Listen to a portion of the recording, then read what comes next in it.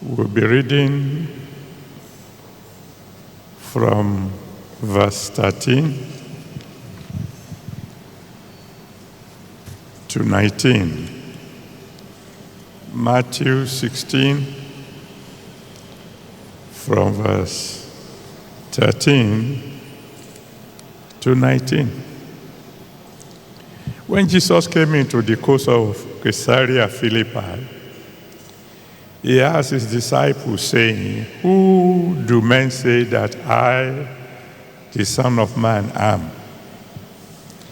And they said, "Some say that thou art John the Baptist, some Elias, and others Jeremiah, or one of the prophets."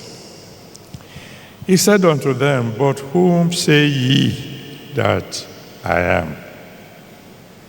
And Simon Peter answered and said, "Thou art the Christ, the Son of the living God." And Jesus answered and said unto him, "Blessed art thou, Simon Bar-Jonah, for flesh and blood has not revealed it unto thee, but my Father which is in heaven. And I say unto thee that thou art Peter, and upon this rock I will build my church, and the gates of hell shall not prevail against it.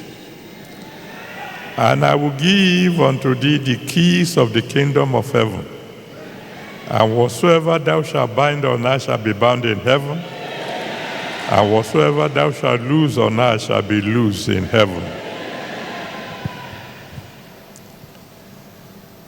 When we're talking about destined for greatness, we're talking about something that the Almighty God had settled concerning you. Whenever we talk about destiny, we're talking about something that had happened even before you were born. Something that happened at your very, very, very origin. And once in a while, as you journey through life, you begin to discover what your destiny is likely to be. Most of the time, you can only discover what this destiny is all about through divine revelation. Only God can tell you what is His purpose for your life. In the story we read here, Jesus Christ was talking to the disciples, and He said, "Who do people say I am?" And they all said this, and this, and this. And then He said finally, "All right, you are my own disciples. Who do you say I am?" And Peter spoke up and said, "You are the Christ, the Son of the living God." And the Lord looked at him and said, "Okay, Peter, since God has already revealed that to you, I may as well tell you the rest of the story. You are destined to lead the church." He said, "Peter, you're going to get the key to the kingdom of heaven. You are destined to be great, Peter."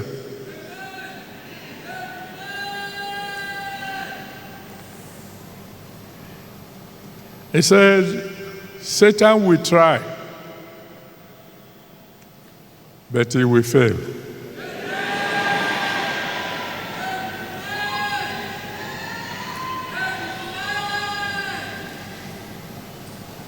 Whenever you are destined for greatness,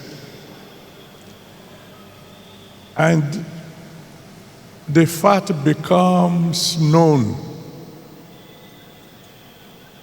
the enemy will try his best to truncate that destiny.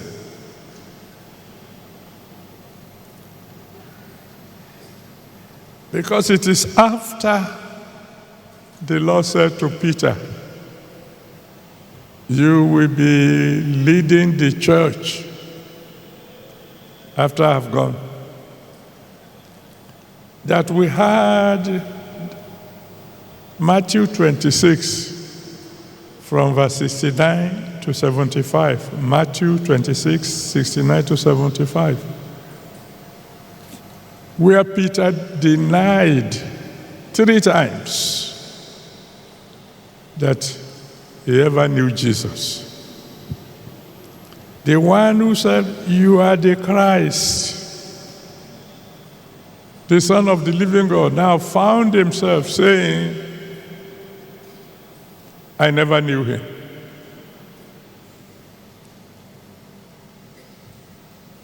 Three times he did things that could put an end to that destiny. One, he denied that he knew Jesus. And Jesus had said, if you deny me before men, I will deny you before my Father in heaven. He lied. And the word of God is very clear. Outside are liars. He even swore. And the Bible made it clear, you are not to swear. He did 3 major things that could permanently block his entrance to heaven. 3 major things that could say your destiny is truncated. But then, when Jesus rose from the dead, in Mark chapter 16, from verse 1 to 7, Mark 16 from verse 1 to 7, the angel told the women, go and tell the disciples of Jesus Christ, and Peter also. Because we may think that Peter is no longer qualified to be called a disciple of Jesus. But there is something about destiny that can reverse the irreversible. And we'll hear a little more about that tomorrow by the grace of God. But then God had to do something to revive a destiny that was already dead, to restore a destiny that had been truncated. And that happened in John chapter 21, from verse 1 to 19. John 21, from verse 1 to 19. The Lord prepared a meal, saw to it that the one who denied him 3 times had an opportunity to say, Lord, I love you. There might be 1 or 2 people here tonight that this particular meal is not an ordinary meal at all. This Holy Communion might not be an ordinary Holy Communion at all. There might be 1 or 2 people here tonight who they themselves know that if they had died by yesterday, they are not likely to make it to heaven. Either because they had never given their life to Jesus, or they are backsliding so badly that they themselves have come to the conclusion, there's no hope for me. I have good news for you that the Holy Communion is a meal of restoration. It's a meal that can bring a truncated destiny back on track. Tomorrow, by the grace of God, we will learn the power of destiny. That destiny is more powerful than death. That destiny can reverse the irreversible. That destiny can bring a destiny that had been truncated right back to restoration through God's divine intervention. And that intervention is involved as you take the bread, because that bread, which represents the body of Christ that was broken, will bring life back to your dead body. And the wine, representing the blood of Jesus Christ, is also representing the Holy Spirit, and it can bring about deliverance. And with healing and deliverance, the one who thinks that there's no more hope can begin to walk in renewed hope. There is incredible power in the Holy Communion. It's not an ordinary meal at all. It's not a meal you eat casually. It's a meal with the power to restore not only your body, not only your soul, but your destiny. So as you come to the table tonight, you must come to the table solemnly. You must take this meal worthily. You must come to this table knowing fully well that if we eat this thing worthily, if we eat it correctly, there can be a restoration of your destiny. But you must realize, you eat it unworthily, you create a problem for yourself. You know, in many of the products that you buy from the market, they will put on it what they call the expiry date. This food is good for you, this medicine is good for you, but it must be used before such and such a date. If you consume it after the expiry date, that which was supposed to do you good can become poison. If you use a medicine that is supposed to heal you, but it has expired maybe a month ago, instead of doing good work, they can do evil work. The same applies to the Holy Communion. You take it worthily, it will bring you tremendous healing, tremendous deliverance, restoration of destiny. That you eat it unworthily, it will produce the opposite effect. So please examine yourself.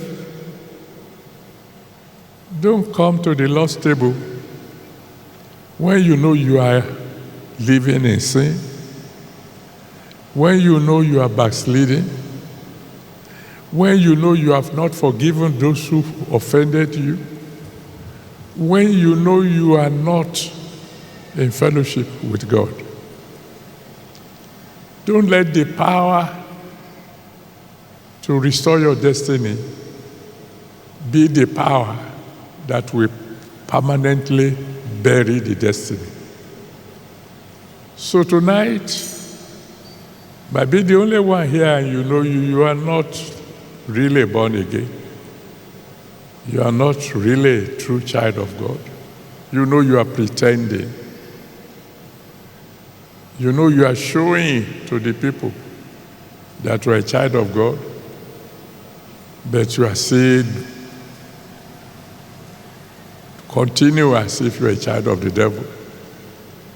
Lying, cheating, drinking alcohol, defrauding, fornicating, doing all those things that the Almighty God said should not even be mentioned among children of God. Tonight, it's either you come back to God and say, all right, Lord, I repent, and I will no longer do such things. I will follow you all the way. Or when they are bringing the meal to you, you just ask them to please pass it on to the next fellow. So the choice is yours. If you love to surrender to Him so that He can save your soul and wash you clean with His blood, you can come to Him now. If you are backsliding, but you've made up your mind, you want to return to Him fully, you can come to the Lord. Now I'm going to count from 1 to 5. Before I say 5, make sure you are standing before the altar. And I will pray for you for salvation and for restoration. And I'm counting now. 1, for these people who have come forward to surrender their lives to you. Please, Lord, receive them. Have mercy on them. Let your blood wash away their sins. Save their souls tonight. And write their names in the book of life. And all those who are backsliders, who are returning to you, please receive them also. And don't let them ever backslide again.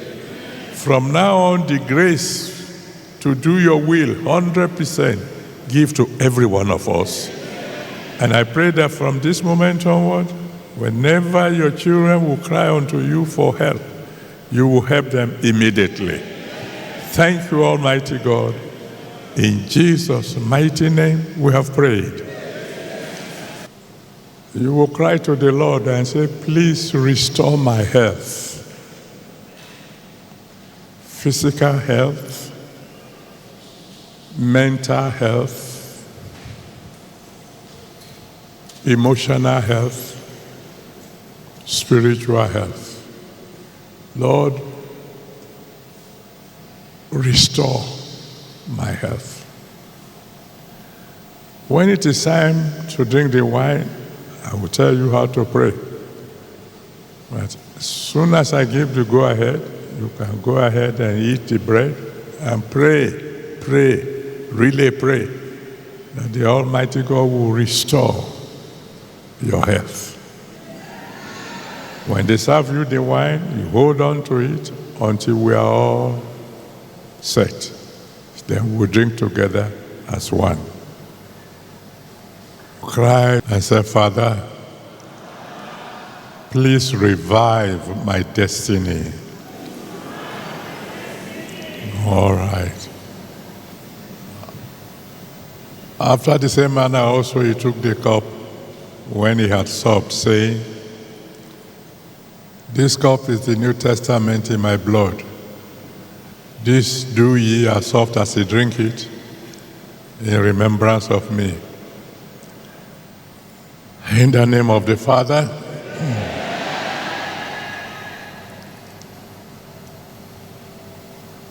and of the Son,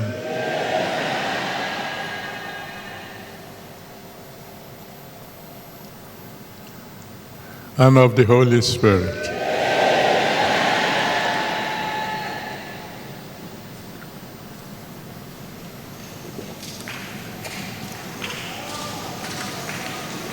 Oh, Almighty God, please revive my destiny. Revive my destiny. By the power of the Holy Spirit, revive my destiny. Revive my destiny fully. Ramosheke Ramonto Ramokoshanka. Kiki Ramokotunde Ramakaku Ramokosheke Ramokotonda. Revive my destiny, O Lord. Revive my destiny. Kela monko shekerendere moko kutondere makashate.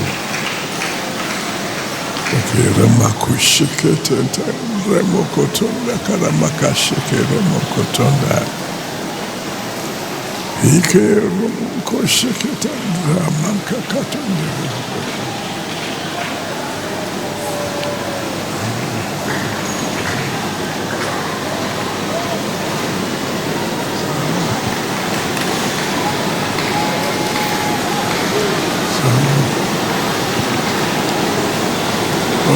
Kushiketendere mokotondere makashakatondere kakekere mokoshikere mokotondere mokotokoro mokashata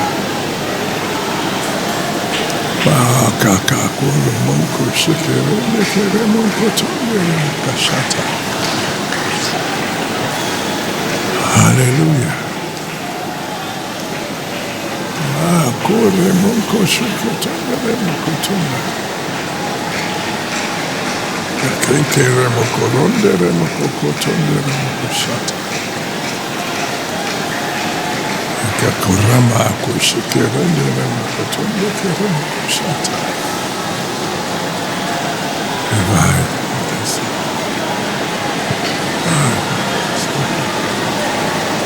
Revive.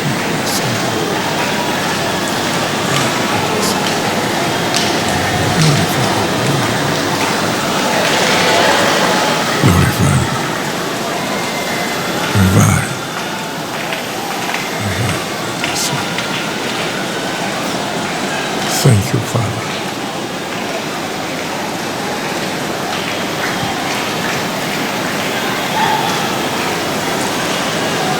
In Jesus' mighty name we have prayed. So shall it be in Jesus' name. The Ancient of Days will have mercy on all of us. Every destiny that has been truncated, He will revive.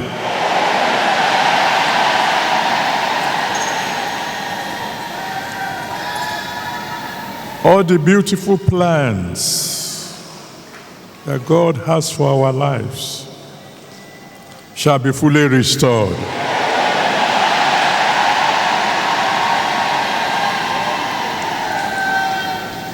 In every area in which we are lagging behind, the Almighty God will step in tonight and quicken our steps again.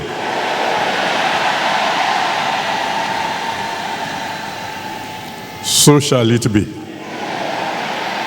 In Jesus' mighty name. Amen.